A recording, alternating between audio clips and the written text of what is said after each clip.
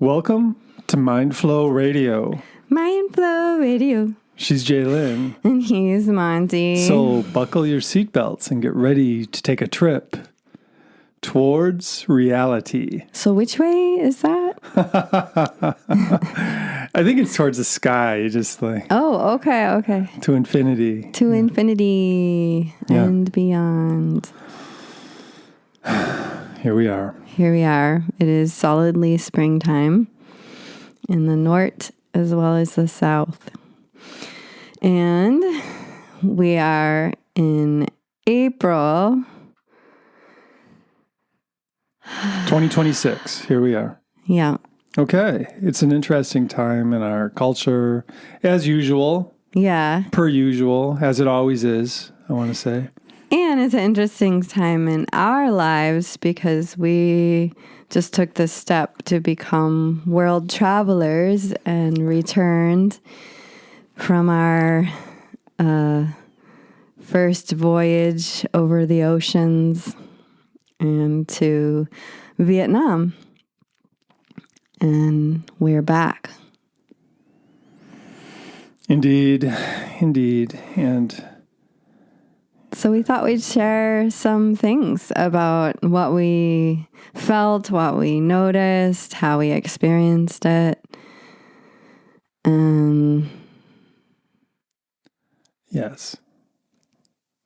Indeed. It was an interesting trip, certainly. And yeah, world travelers, I don't know. As far as traveling goes, I consider myself I think I travel more when I meditate because I try and connect with like the infinite or the Tao, and that's like way beyond this world, you know. So I just want to say as a caveat. So you're a cosmic traveler, but no matter how you slice it, we traveled across the world. Well, yeah, literally. we traveled we took to the other side. We flew on a couple planes for like 20 hours and made it to Vietnam and immersed ourselves sort of in that culture for a few weeks. Yeah. It was really interesting, you know, and from my perspective, I've just been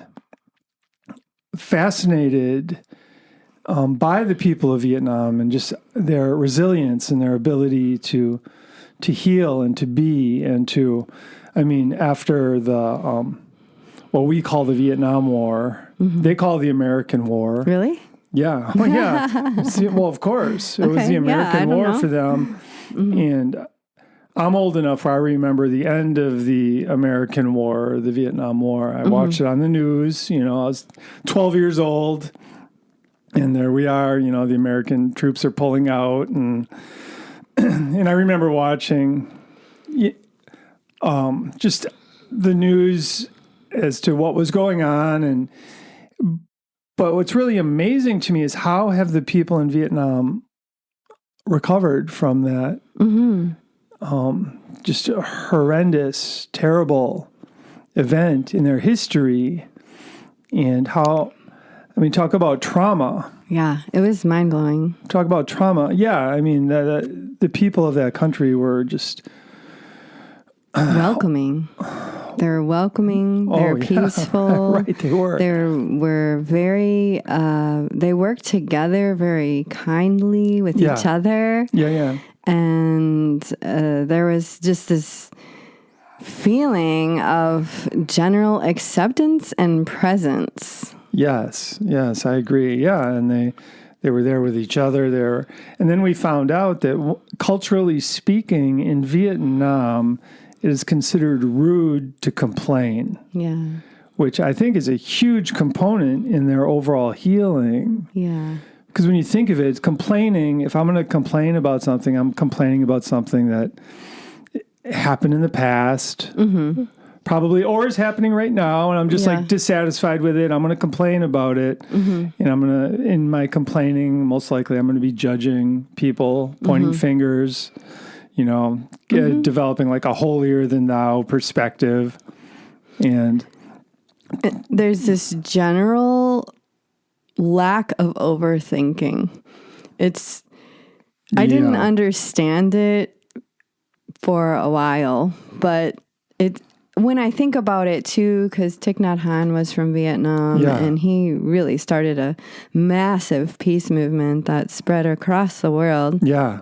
And started ashrams, or I don't know what they're called, but all over the world. There's some in America. Mm-hmm. And he was his whole thing was about presence and being present, being here now, accepting what is. Yeah. He has this point of holding your anger like a child. And that took me years to understand, actually. And he has a book called Taming the Tiger Within. Yeah. And I didn't understand it. I would contemplate it. It was rather annoying to me. I was just like, what do you mean, And then we go to Vietnam. And I'm watching this family. And there it's very normal for whole families to ride on a motorcycle, one motorcycle together. And so there'll be like two little kids sandwiched between the parents on this motorcycle. A small motorcycle. I want to say that too. And granted, the speed of the traffic is not that fast there. But still, it was wild to me because as someone who's very trauma sensitive to myself and others, I was really watching the people, and there's all this honking going on, and people are not jumping. You don't see their nervous system on high alert. They're just on their motorcycle, and people are honking, and they just move over, and there's this honking language of I'm passing you, move over towards the shoulder, and they just do, there's this understanding. And there was this one time, and we were both so tired, and we had been traveling around the city, and it was such an overwhelming experience, but also very kind. Everyone was so kind to us, and we're tired. We're at this restaurant, and the restaurant owner is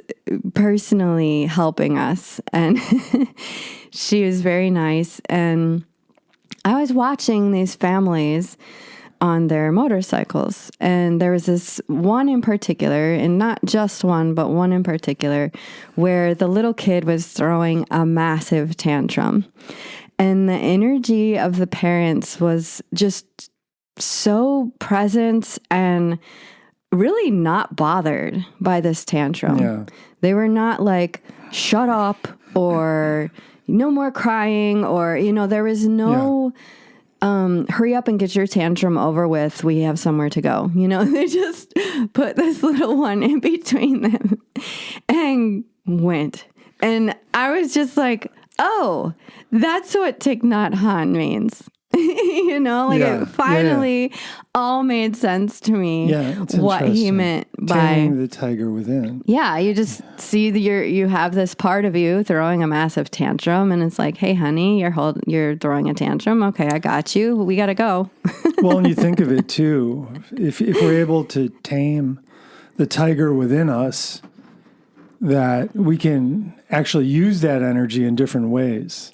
Right. Instead of throwing a tantrum, like as an adult, I could, if I'm upset by something, I take the tiger within me, the energy within me, and I direct it to like create solutions. Yeah. And the solutions don't include like attacking other people. Right.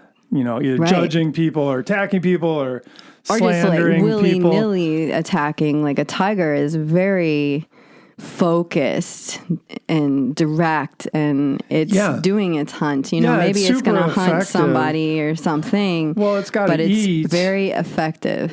Yeah, it's very effective, and it's very strategic, super strategic, and it's just not attacking everything around it. Well, it's not.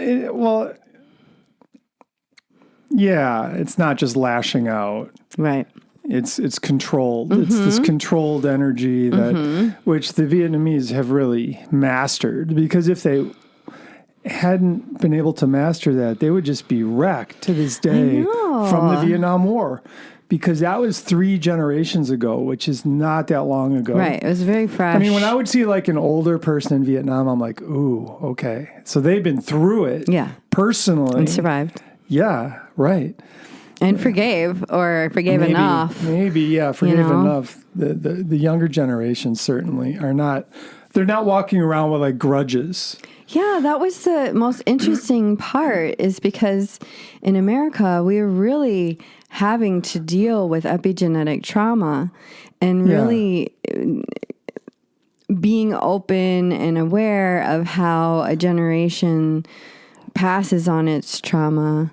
Yeah. And yet here we were in this situation where, and me being very attuned to trauma, and I'm like, where is it? Why are these people not traumatized? I was so confused at first. a lot of it boils down to how it's, from my perspective, how they don't complain. So their mind, the complaining part of their brain is not overly developed. Yeah, it's not. Well, in America, we're in some ways we're trained to complain. Yeah. Trained to complain, trained to judge, trained to, like, you turn on the news, boom, boom, boom. It's like, it's all blame, shame, hatred, boom, boom, boom. I guess in Vietnam, the news is not designed to divide the people. Right. Because they don't want them divided. No. Well, no. Then, and the government in Vietnam is just kind of like, people don't talk about the government necessarily. It just does its thing. Mm-hmm. And the people are more self-sufficient, self-reliant. They have they have groups of housing surrounded by fields where they grow their own food, and so they're much more. I would say much more practical than we are here. And matriarchal as well. So. Yeah, it's a matriarchal culture. That's true. The women, the grandmothers, are in charge of and the guys, supposedly, the guys go to work, they make their money and they just hand it over to the woman, and she does it all. Yeah. And she directs, makes it all happen. Yeah. And keeps the roof over their head and the food on the table. Yeah, and there was like a joke somebody said, it's like, he's like, I have nothing to worry about. I have a Vietnamese wife. It's like, that's cool. So it's a matriarchal culture, which is highly interesting. Yeah, this is such a special culture. I really fell in love with the culture and the vibe and the climate, and just, of course we were there in the beginning, February, March, and so it's just, coming out of the rainy season, going into the warmer season. So we were there at a perfect time, and so of course saw a really lovely climate, in my opinion. Yeah, no, it was very nice. But I also feel like, just kind of going back to the tantrum child and just this acceptance of the ebbs and flows of life. Yeah. And, if the parents can hold steady and handle a child's ups and downs in a calm way, then right off the bat, because trauma very simply is overwhelming, unprocessed event or events in a person's life. And so that means that once it's processed, it can be released. And the whole idea of all kinds of trauma therapies is to help the person process and release. And what is needed? Nurturing. That's it. That's all we need. Is nurturing. We need to be kind to each other. And once that nurturing has been there and the tantrum is allowed to move through without, and this is something that I've really also come to understand, is there's something very different about expressing the energy and discharging the energy. And in our culture, we get really confused by, it needs to be expressed. We need to express our anger. We need to, move it through us. And I personally have seen that backfire on myself in a very bad way, and had to go back to the drawing board. Like, wait, what did I just do wrong?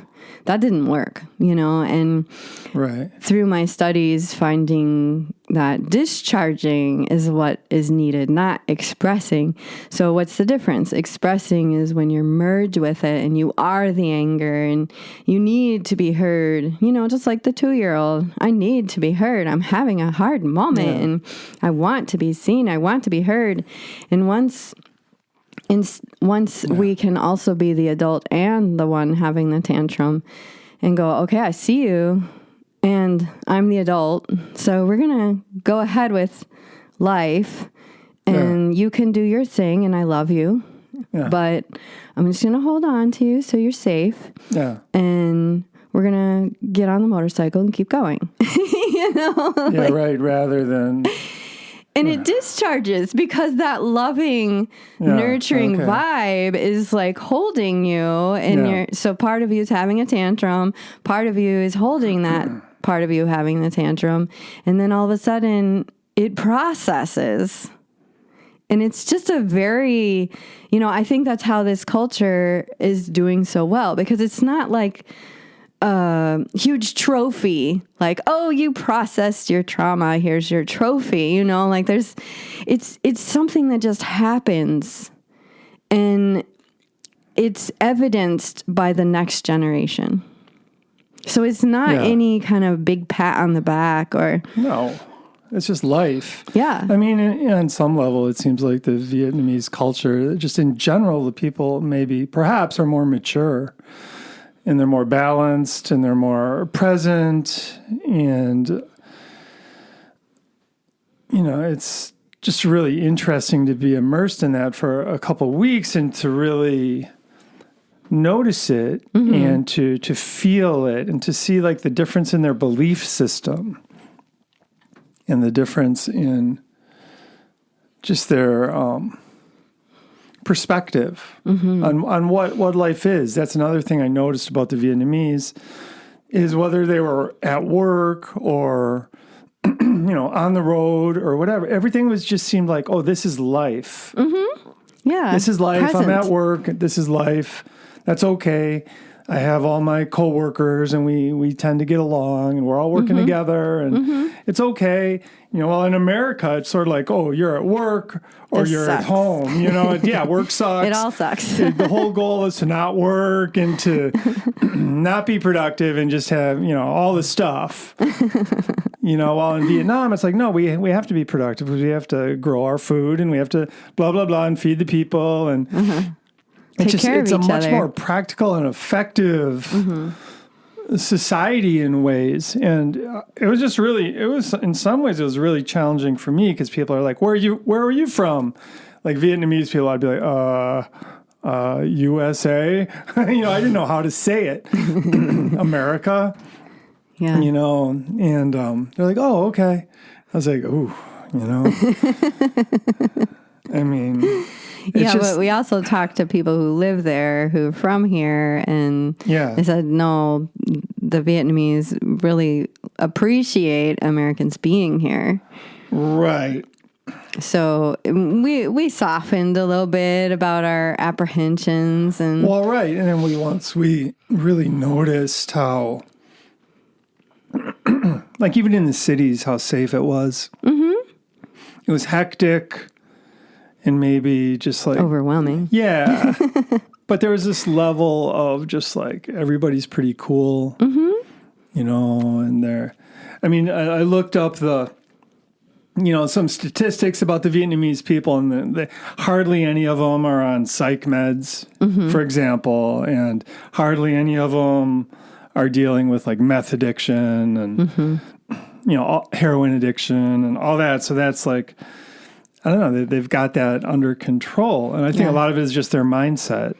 And how they raise the children, because it really is how a child feels nurtured and held is the foundation of mental health right there. Right. Well, yeah.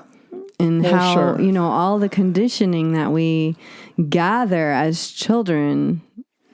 Right. Well, and all the how we treat ourselves as adults. Right. You know, what's my internal dialogue like? Right. You know, am I beating myself up? Am I complaining constantly about other people in my mind? You know, am I blaming others? Am I blah, blah, blah? And that's something that we as Americans really engage a lot in. Yeah. It kind of dominates our state of consciousness, rumination, massive amounts of screen time. I mean, it really leads to kind of a culture that, relative to the Vietnamese, is really disconnected. Well, it's disconnected from our souls, you know, and it's because of that, I think, you know, it just leads to a level of like immaturity and like self-righteous anger and just like feeling like, oh, you know, if you're not angry, you're part of the problem, and just like all of that. Right. Yeah, which is like the complete opposite of the vibe there. Right. And the Vietnamese, the way I heard them being described is just like, they're like, okay, well, life is what it is what it is. What can I do to make it better? Right. So they're just like working on projects and working on improving and working on living and working.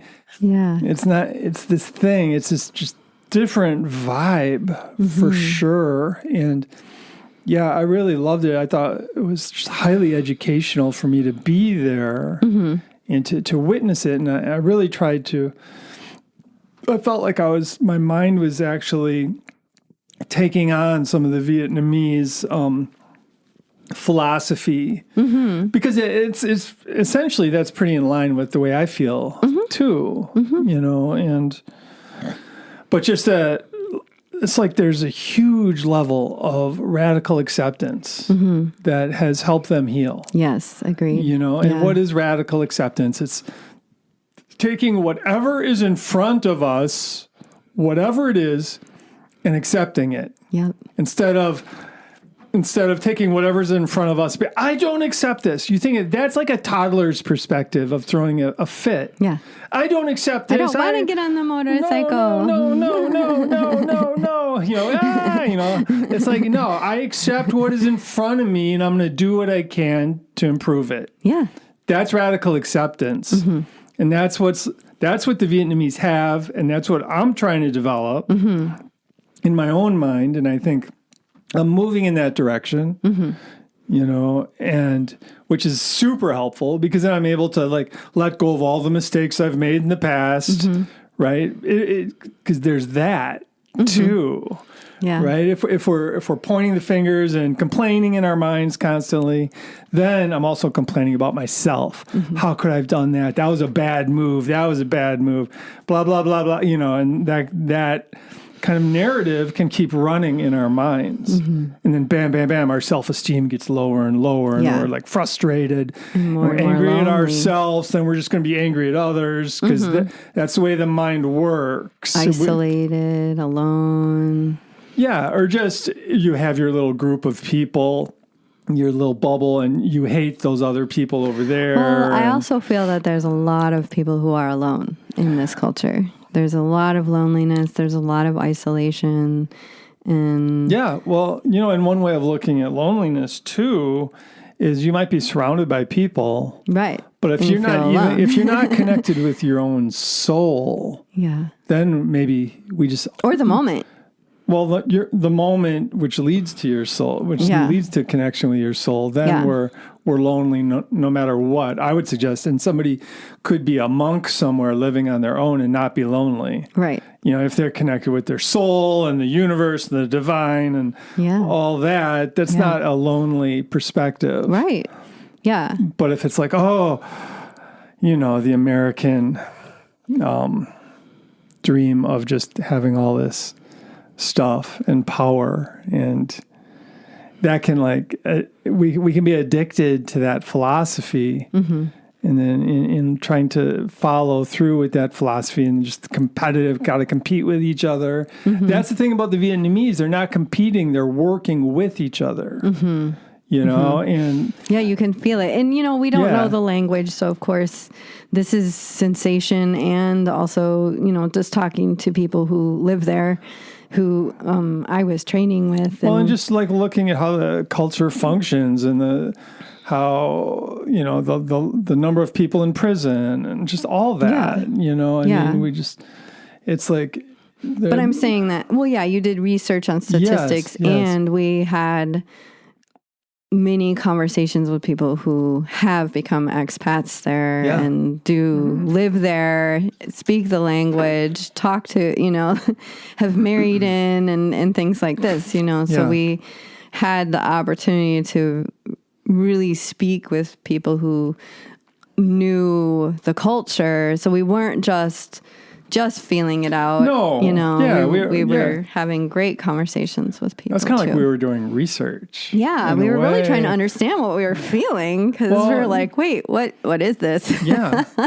It was culture shock in one way just because it was so absolutely different. And it took us a couple days to settle down because we're used to, you know, watching our back and being super cautious and, you know, and then it's like, wait, you can trust everyone here? I don't know about everyone. Well, you know. There's going to be some bad apples everywhere. Right. But even our scary situation was scary because we were scared. It wasn't actually a scary situation, you know.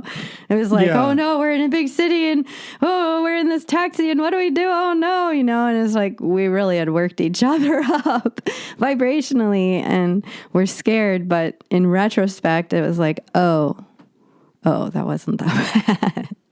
So it was like a culture shock in that way because we were like used to being in the city here. Yeah, like big cities are, you know. They're scary and dangerous. They can be, right. And they're exciting and they're nice too. I like big cities. Even I like big cities here in this country, but yeah, it would be nice if we could like just evolve as you know, in our culture, if our culture could evolve and we could become more peaceful. Yeah. So wouldn't that be nice? In present. I really do think like, so, you know, I've been on this mission to be peaceful for years now and trying to shed the layers of crap that are holding me into these old conditionings. Yeah. And I've got it a little more intense than some people just from my raising. Yeah. And so it's been this very interesting evolution of getting to peace. But even with this desire to be peaceful, the desire can get too big, you know? And so it's like, but I want this, you know? And well, it kind of comes down to like having a mature perspective and just like, you know, and to realize part of being mature is to realize that the way things work, the way we make progress is, you know, 2 steps forward, 1 step back, 2 steps forward, 1 step back kind of thing. That's the natural way of progressing. So as we try and, let's say, become more peaceful, we're going to have moments when we're not, certainly, but if we can keep moving in that direction, and from my perspective, the more I can really take on the radical acceptance philosophy, right? And the more I can like take on the philosophy of like seeing the soul in everybody, the divine in everyone, that really helps me quite a bit become more peaceful and not really hate on anybody. You know, it's like, it's not like I want to hang out with everybody, but you know, we're all in this together and we're all, from my perspective, we're all confused God beings. Like we all have a soul and we're all confused to a certain degree, you know, so all of us, it's like, okay. So in some ways, you know, I want everybody to feel better. Right. Yeah. I don't want to like kill people or hate on people or, you know, because I don't see that as the answer. That's like old school human. This is the way we progress is we got to kill all those other people. I know. You know, I mean, and we got to get beyond that. It's obvious that we don't need to fight over the water hole anymore. We have enough resources, et cetera, et cetera. We could all just get along, but it really begins with us getting along with ourselves. Yes, absolutely. To begin with, and just developing more maturity and more presence and more emotional balance. And a more just like a connection with the Tao. Yeah. Essentially, you know, which is It's a beautiful thing, and it feels great, and there's actually no reason not to do that. Totally. Absolutely. And that's the beautiful thing about being alive right now is I think there's a lot of people who believe what we're saying. Yeah. We're on a We're similar... all on the same trajectory of bringing peace into the world. And there's so many different teachers, so many different modalities. Some of them are more high voltage than others. And I want to share about my experience training in person with White Tiger Qigong after our musical break here. And I also just want to send a shout out to Hidian from South Africa. Hey, Hidian. If you happen to check this out, this is an answer to your request. Yes. He asked us to record the version of the R5-4 Hare Krishna. And he said 108 times, but we realized that would take over 30 minutes. So we did a quarter round of the mala for you. And we're going to play it for you now. And we'll talk about White Tiger Qigong and that experience and a little suggestion challenge for you at the end of the show. Yes. Yeah, thank you, Hidian. And we will do the 108 version eventually.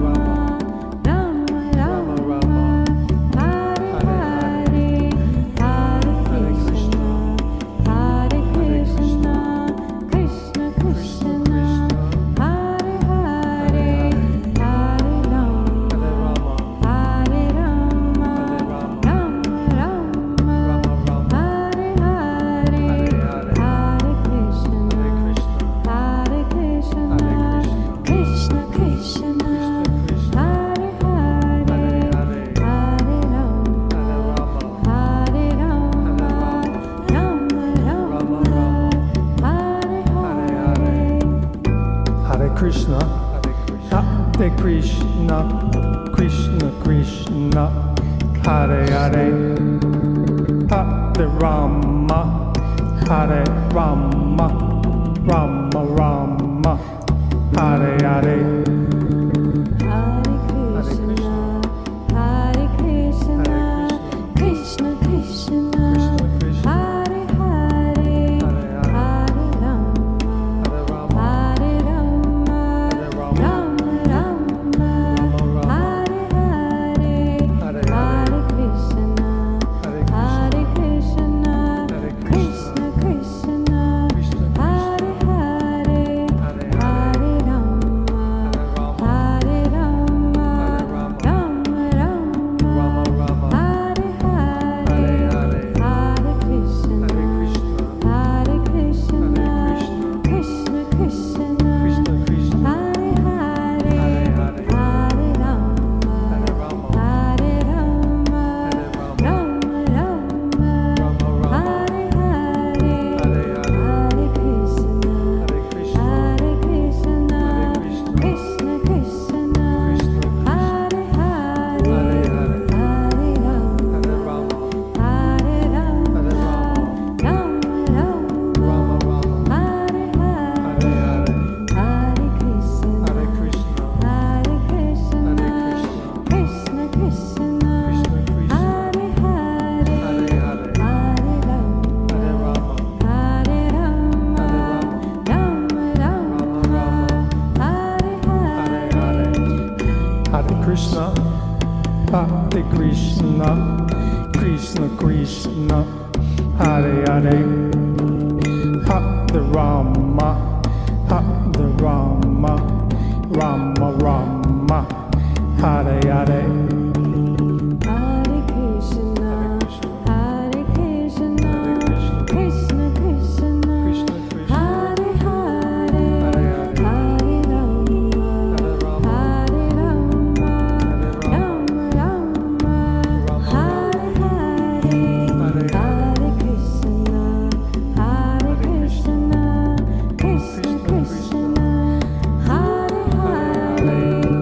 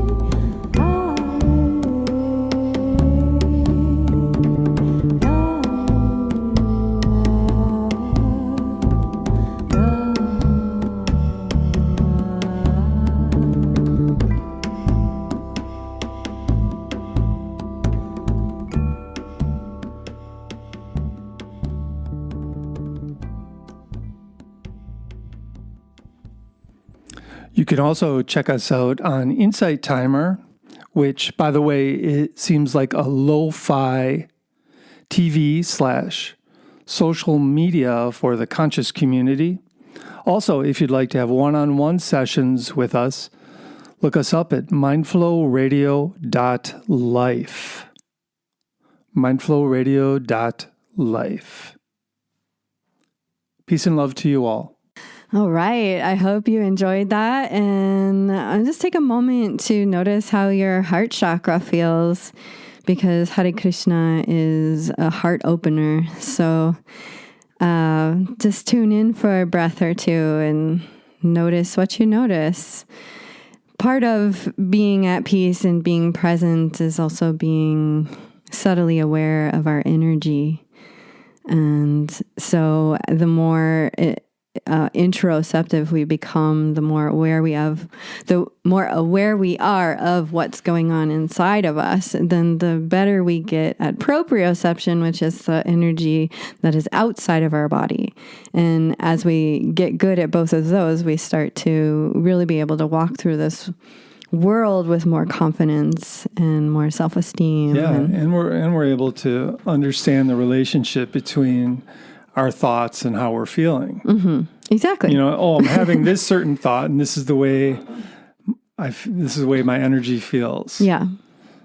Oh, this is the thought I'm having, and now my energy feels better. Maybe I'll try and weed out that unproductive thought a little bit. I'll reduce it. Yeah. And that's the idea: is we reduce our unproductive thinking and increase our productive thinking, and think about the quantity of our thoughts and not overthink as well, which is huge in our culture. We overthink, which disables our minds. Yeah. It's really important to realize that. But that's one of the reasons Qigong is it's such a great practice, I believe, is that it really is a way to find that presence and to find that connection with our body and with our energy and with our connection with the Tao, the whole thing. Yeah. And it's there's over 3,000 registered schools in China of Qigong. So there's many, many different styles. That doesn't even account for all the variations that have been stemmed from there in other countries, So I've been training in White Tiger Qigong, which is a Taoist medical Qigong, for over almost a year and a half now. And so I got the opportunity to train in person in Vietnam, which is why we went. And we went to this beautiful resort out in the country. And it was just amazing. There was natural hot springs there. So it really made training a lot easier on my body. And the mineral content in the water was amazing. And the teachers are amazing of White Tiger Qigong. And like I said, I've been training for a year and a half. So I've gotten to know them online through online lectures and online classes. But this was in person, and there's just no way to compare online to in person sometimes, because it's just such a palpable experience. So Tevye Fang is the creator, the leader of the school, the founder, there we go.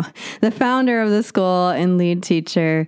And he's taken what he's learned from his teachers who taught particular parts to him, and then he has passed those on to us. And here I was with 50 other people from all around the world, and we had this opportunity, and the main language was English, so everyone there mostly could speak English. So we had this great opportunity to hear how things are all over the world with these different people. And Monty didn't train with us, but he has trained with me in White Tiger Qigong.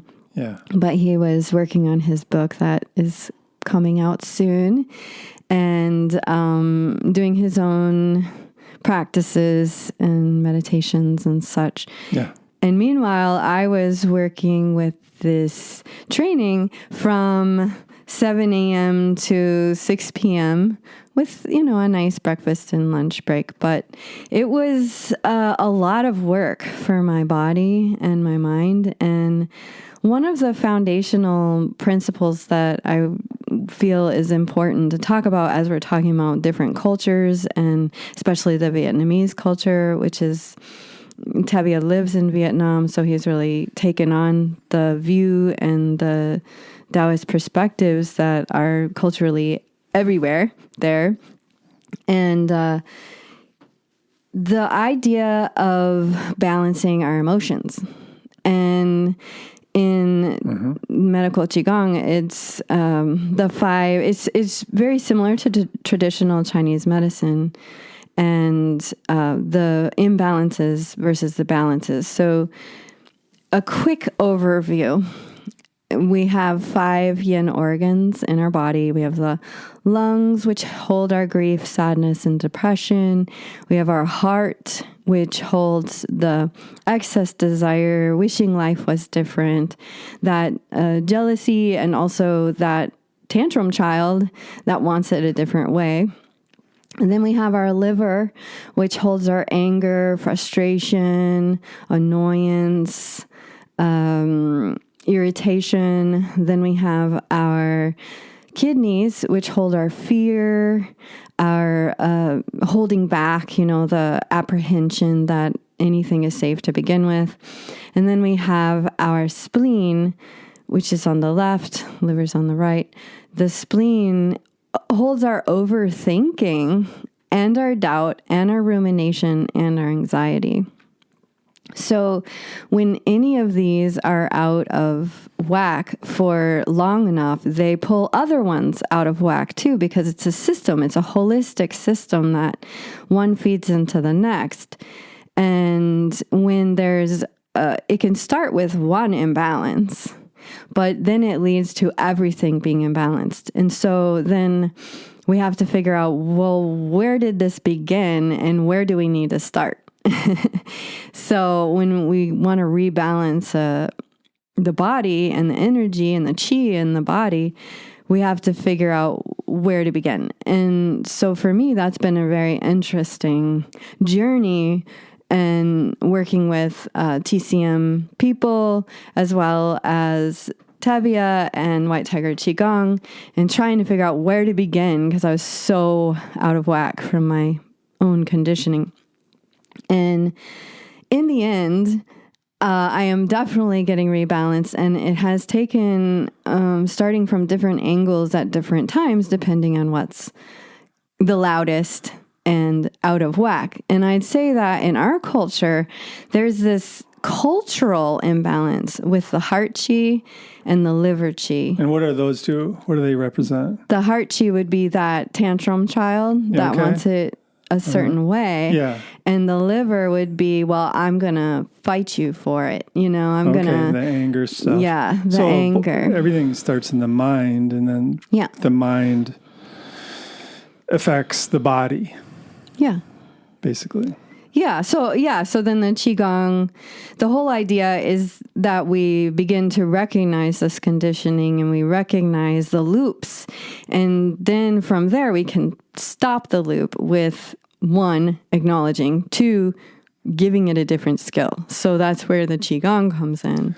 Well, right. In the Qigong, when you're good at it, you're just finding that present moment. Right. So everything is healing, right? You're kind of connecting with the Tao energy, and the energy is just flowing through you, healing all your organs and your brain, and and giving you peace. Yeah, peace is health. That's the bottom line. I think is peace is health. I mean, from my perspective, and just working with that is like a general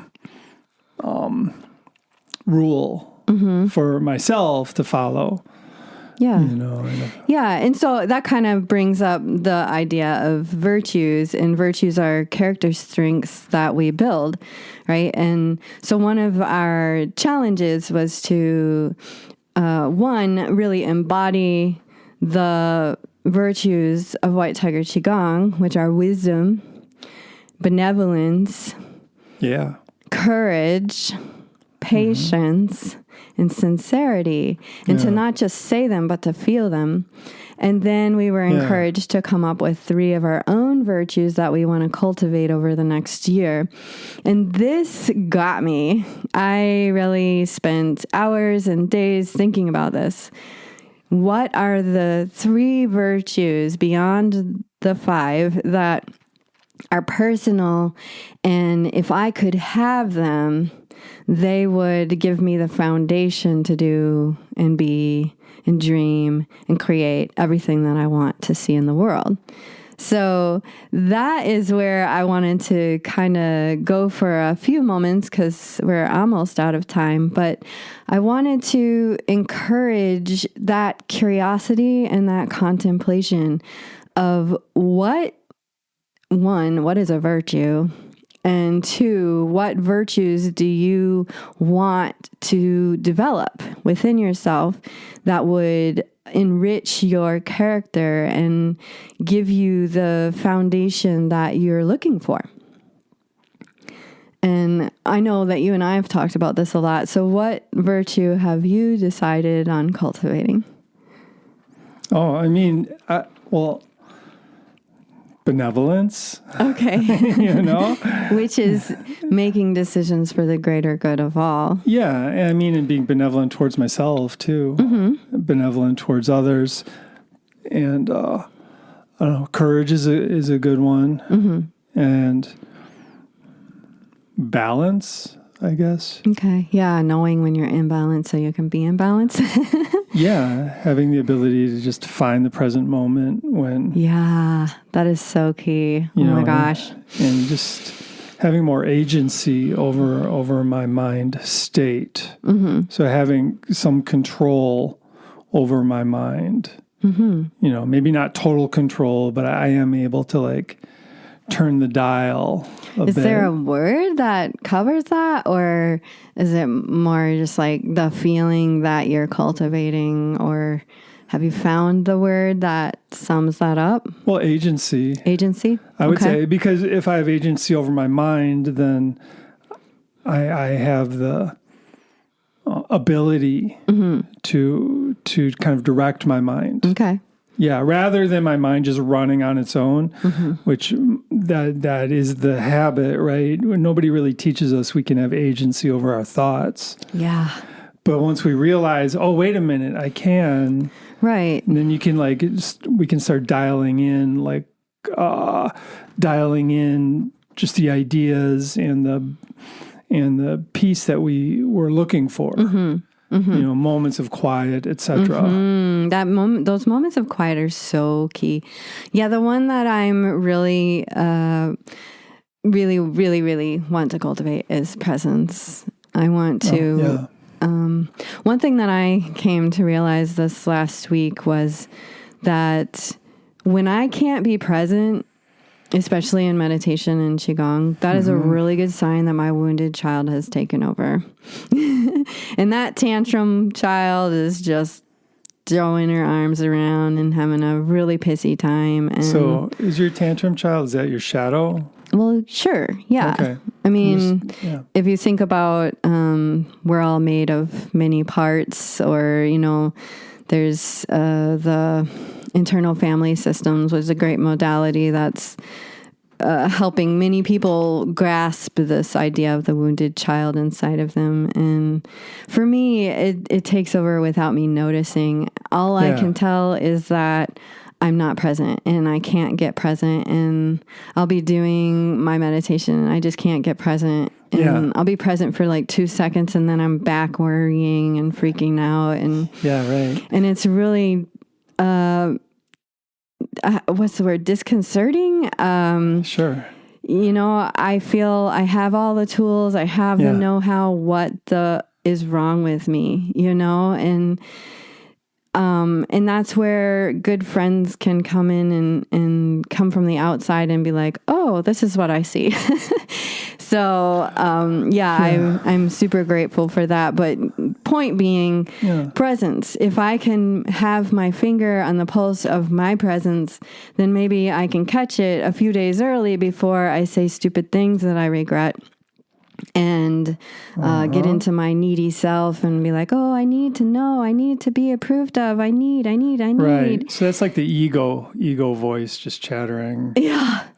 Right. I mean, we all struggle with that. Yeah. I mean, to different degrees. Sure. You know. But there's also, and this is where the whole idea of, I know I need to wrap it up, but to tie it all together, you know, seeing the Vietnamese people and the Vietnamese culture and how they do have this sense of presence just naturally. It's built into them. It's how they're raised. Yes. It's how they're nurtured. Yeah. And I don't have that. I am not raised with that, but I can adapt to it. For sure. You can learn it. Yeah. And you are learning it. Yeah. And I am learning it as well. Right. And our culture can learn this. Yes. And once we're able to have more presence, boom, that's when our soulful perspective just naturally emerges. Mm-hmm. And it's like the ego gets put in its place. The ego is important, but when the ego runs the ship, our lives, when the ego is the CEO, the boss of our lives,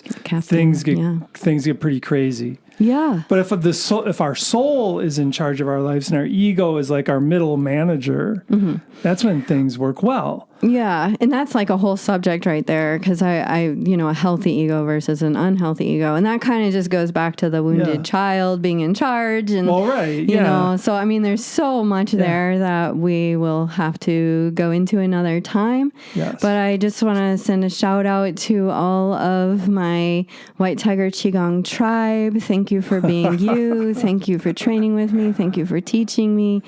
I look forward to more, and every day that I train, I think of you. Yeah, and many blessings to you all out there. And thank you, listeners, for being here and being a part of our journey, our cultural evolution and conscious cultural evolution. Yes. We're doing this. We're here now. That now is the time. And we are the ones we've been looking for. So indeed, and we're all in this together. And through our collective consciousness, we can all gather and support each other in positive ways. Yeah. So the collective consciousness can be a positive thing or a negative thing, and we're just trying to like tune it into the positive. Yeah. To all the people who are out there praying for peace, being more and more peaceful every day. Yeah. You know, I mean, this is a trek many of us haven't ever walked before. Even just, being curious about peace. I can be peaceful. Yeah. I can be benevolent. Yeah. What does that mean? I know, right? Let's think about this. What's benevolence? Yeah, right. How does that work? Right? Yeah. And then just, analyze it. Yeah, totally. Have fun with it. So may you have a peaceful spring as the grass starts to come up and the dandelions poke up their beautiful yellow heads. And much love to you all. Be well, and we'll talk with you again next month. Yeah, peace and love.